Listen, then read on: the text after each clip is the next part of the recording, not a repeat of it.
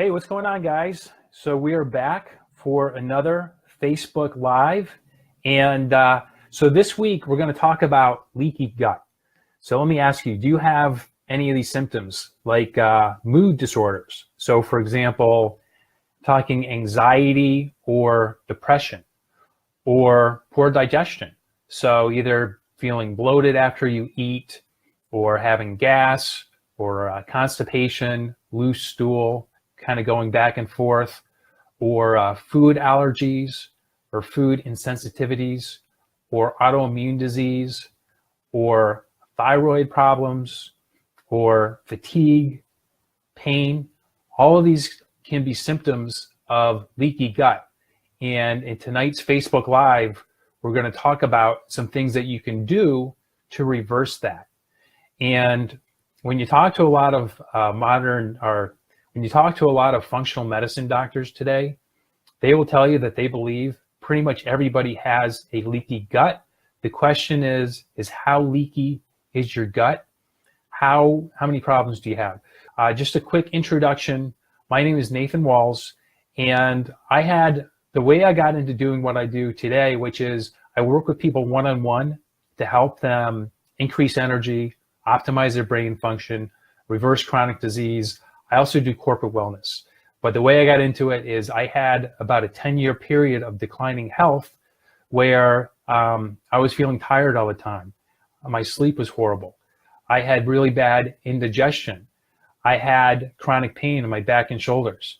Then I started getting brain fog. Then I started getting anxiety and depression. Every single symptom I just mentioned is a symptom of leaky gut. And it turned out I had Lyme disease, and I also found out I had high levels of mercury toxicity. I had rock bottom hormone levels. My testosterone was in the hundreds. I had very low vitamin and mineral levels. And after getting extremely frustrated with just getting worse and worse and worse from being on a bunch of medications, I figured out what to do to reverse my health, and I did it. And today I'm the healthiest I've ever been. So let's get into it. But if you know anybody that suffers from gut problems, share this on your page, tag them in the comments, or share this with that individual so you can help them reverse their gut problems. It's when you know what to do, it's relatively simple, though it can take some time to fix these things. So before I get into this, I just want to do a very quick recap of my last talk, which was on the brain-gut connection, because this is very closely related. So a couple key points that we talked about in the brain-gut connection Facebook Live is when you have inflammation in your gut, that causes inflammation in your brain. And when you have inflammation in your brain, that causes inflammation in your gut. And a lot of neurodegenerative disorders actually start out in your gut. So it's very important to take good care of your gut, because if you don't, that can lead to neurodegenerative problems down the road. The leading indicator that you have a brain gut issue is poor motility. Motility is your ability to move food through your body. So it's eating food, goes into your stomach, through your intestines, out the other end. That's motility. If you need to drink a cup of coffee or take a laxative to go number 2, that's a very strong indication that you have a poor brain-gut connection. So I want to share a quote with you before I get into tonight's talk from Hippocrates, the father of medicine. And that quote is, "All disease begins in the gut." So Hippocrates lived like 400 years before the birth of Christ. So that's a long ass time ago. And Hippocrates knew that we've got to take good care of our gut. And today we have a lot more science to back that up. You know, in Hippocrates' day, it was all just based on his observations. It was just anecdotal. Today we have the research and science to back that up. That when you have gut problems over time, it leads to problems in your brain, leads to other problems as well. So let's get into it. So why do so many people have a leaky gut? And one of the main drivers is the SAD, which is the standard American diet. So a lot of Americans eat a very poor diet. The SAD is made up of 4 kind of major food groups. You've got refined grains, refined sugar, fake vegetable oils, so things like corn oil, vegetable oil, soy oil, canola oil, and conventional dairy. And you find those things in a lot of the plates of most Americans today. And the problem with all of those things is they break down very rapidly in the gut, and they cause something called visceral fat. So visceral fat is fat that forms around your organs. It's very inflammatory. And you can look pretty thin on the outside, but you can have a lot of this visceral fat, and you can be in very rough shape. Now, when you eat a whole food diet, that creates something called FIAF, or Fasting Induced Adipose Factor. That ends up creating subcutaneous fat. And subcutaneous fat, you don't want to have too much, but you do want to have a decent amount of subcutaneous fat. That's very healthy. That is actually anti-inflammatory. It also supports brain development. So if you've ever seen a little baby when it's born, they're very fat. And the reason is because they have a high amount of subcutaneous fat, which supports the development of their brain. And, for us, for humans, your brain is for adults, your brain is a big blob of fat. So you need to be eating healthy fats. You need to be eating whole foods that actually do create some of this subcutaneous fat. Subcutaneous fat also controls your immune function. Hey, real quick, thanks so much for checking out my video, and I hope you're getting lots of value and learning some cool stuff. If you're having challenges with your health, I can help. The main thing I help my clients with is improving their energy at the cellular level. So I'm talking about your mitochondria. And what we know from the latest research is that 85 to 90% of all disease is caused by poor mitochondrial function. So when you fix your mitochondria, you improve your energy and everything gets better. If this is something that you'd like help with, there's a link to my calendar in the description below. Go ahead, you can schedule time for us to talk, and if it looks like we're a good fit, I'll tell you about my program, and if it's something you want to do, we can start working together. I look forward to meeting you, and now, back to the video. It also is where your stem cells are stored. Your stem cells are stored. It's a little bit of a tongue twister. So that's a really big driver, is the standard American diet.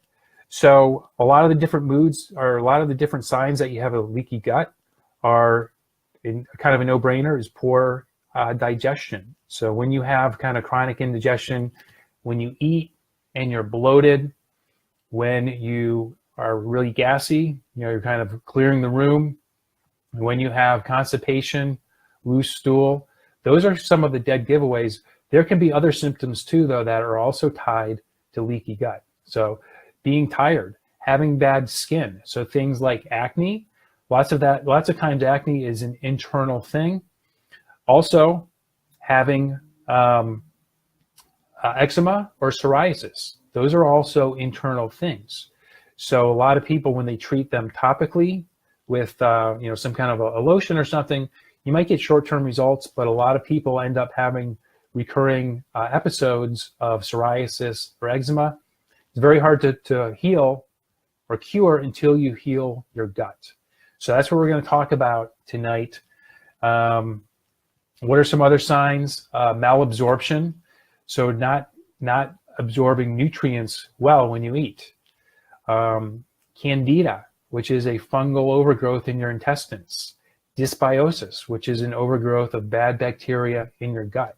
These are all signs of leaky gut.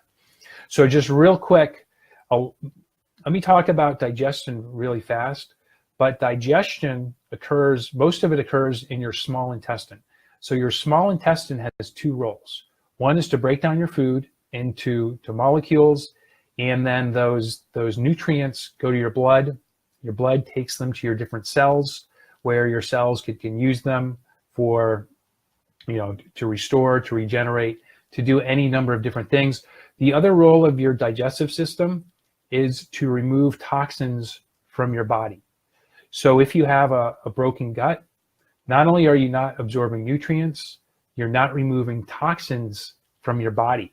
So I told you in the beginning that, when I found out what was causing all of my symptoms, one of the things that I had was I had very high levels of mercury in my blood. And the reason for that is because I had a leaky gut, my digestion was broken, my body wasn't removing toxins. It was just accumulating these toxins.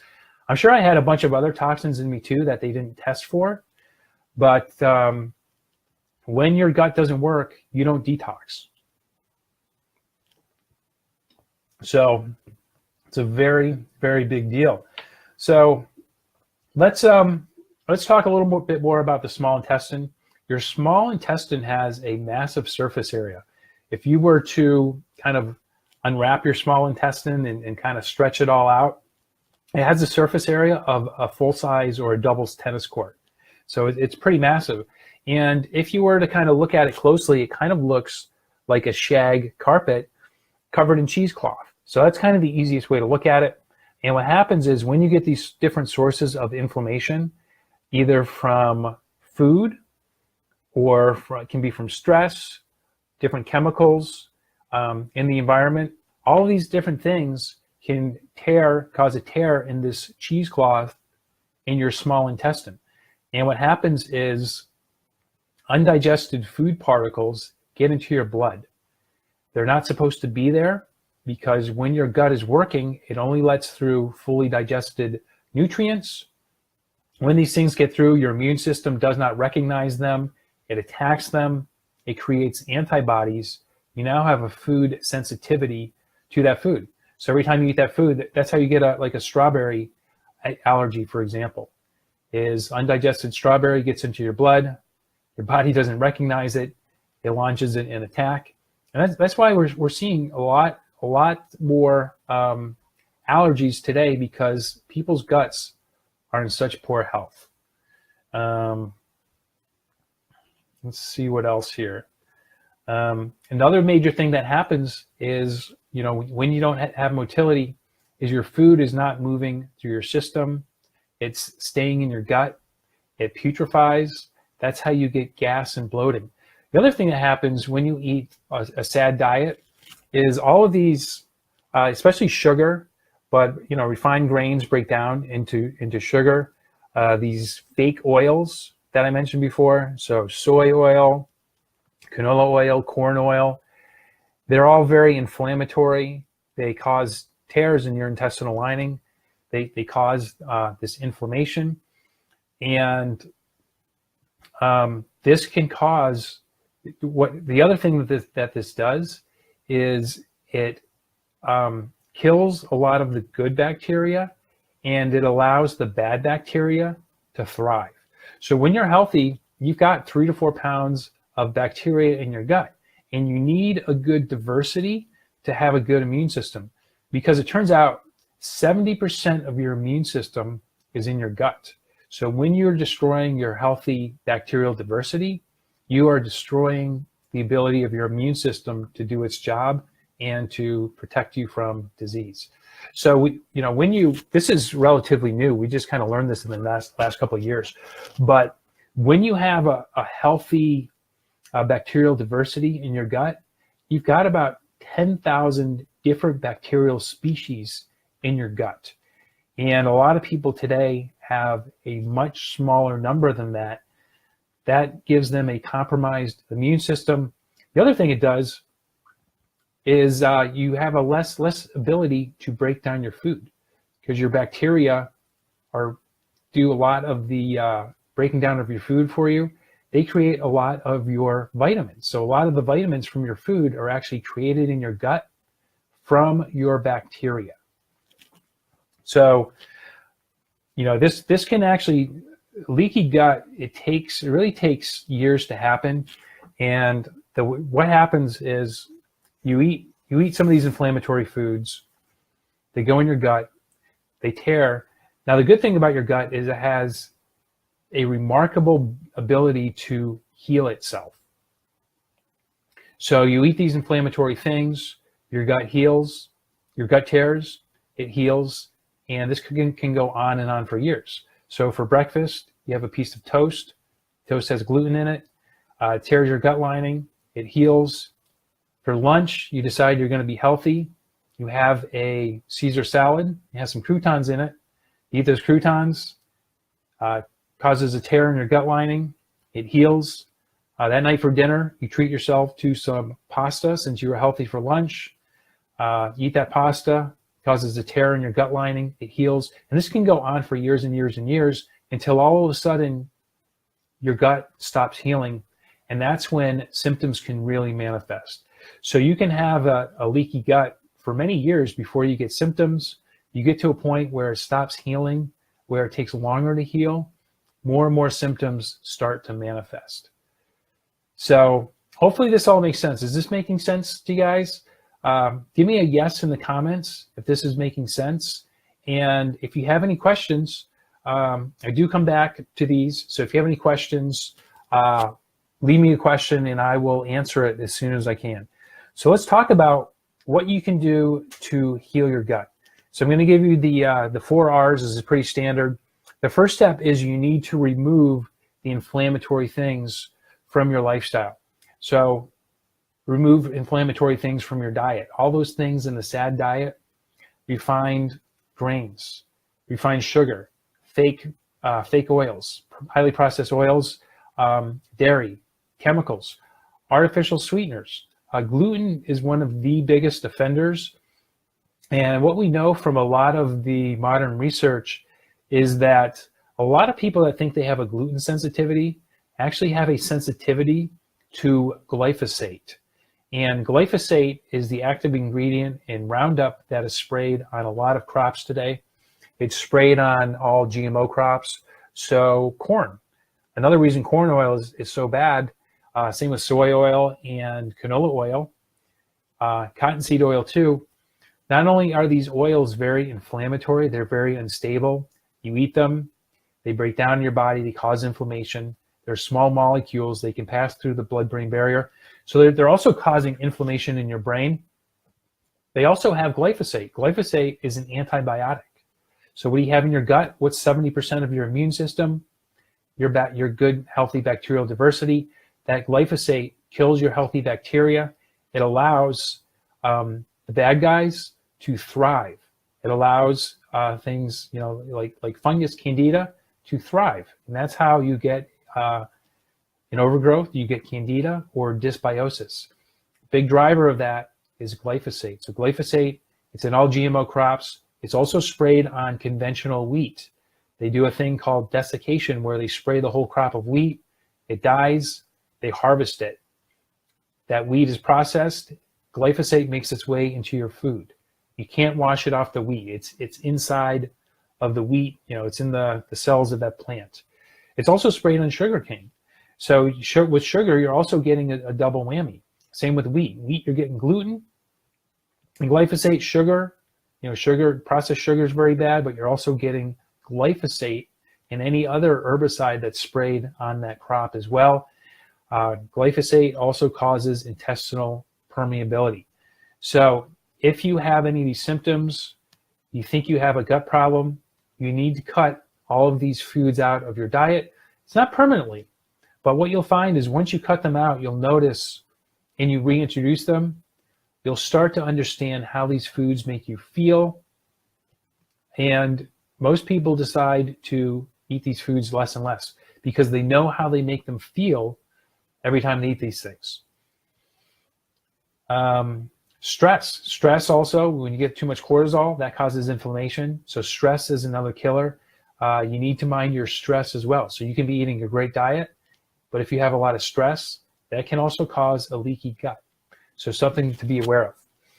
Next, you want to replace. So replace those sad foods with whole foods. Variety of vegetables. Fiber is actually great food for your healthy bacteria. You also want to be eating healthy fats, healthy fats, saturated fats, so things like grass-fed butter, bacon fat, beef tallow, coconut oil, olive oil, nuts, not including peanuts, olives. These are all healthy fats. Butter and coconut oil are both very good for your gut, both healing for your gut. You want to be eating healthy proteins as well. Next is you want to help your gut repair. One of the best foods you can eat to help your gut repair is bone broth. So ideally you want to make it at home using grass-fed bones. You can also buy your own bone broth. Fermented foods are very important to help replenish that bacterial diversity. Probiotics, I think, are good in the short term. I don't recommend them in the long term. Now, if you remember, I told you that a healthy gut has a diversity of 10,000 species. Most probiotics that you buy have maybe 10 strains of bacteria. A really high-end probiotic might have 24. So that's a very small fraction of that diversity you want to have. So you want to be eating different fermented foods.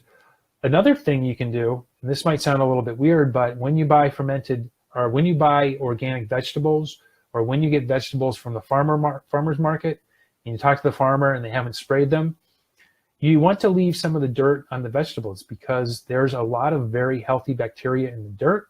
So I'm not telling you to eat big clumps of dirt, but you do want some dirt on your veggies, so you can get another source of healthy bacteria. Onions and garlic are also another great prebiotic to help feed the good bacteria in your gut to help them grow. Another kind of thing that's a little bit counterintuitive is to chew your food less well. And what you're doing is you're giving the bacteria in your gut more food so they can multiply and have a greater growth of the good guys. Next step is to restore. So using, I just mentioned probiotics, but using probiotics in the short term, a quality one is a good idea. Also digestive enzymes for the short term. But again, we talked about digestive enzymes in last week's talk. So you want to get to the point where your body is releasing its own digestive enzymes. Curcumin and resveratrol are a great combination to help heal your gut. Turmeric is fat soluble, so you want to make sure that you're taking that with a healthy fat. And also, black pepper makes turmeric much more bioavailable. Ginger is really good as well. There are other things you can supplement and take for your gut as well. L-glutamine is another supplement that's really good for your gut. Bone broth is a really good source of that, though. So if you're doing bone broth, you don't have to do L-glutamine. If you're not able to get bone broth, then L-glutamine is something that you want to consider. Depending on how long you have been kind of trashing your gut is going to determine how long it takes for you to heal. So for me, when I was being treated for Lyme, I was actually on antibiotics for 13 months. So I really did a number on my gut. I completely trashed it. It took me over a year to really heal my gut. It probably took close to 2 years.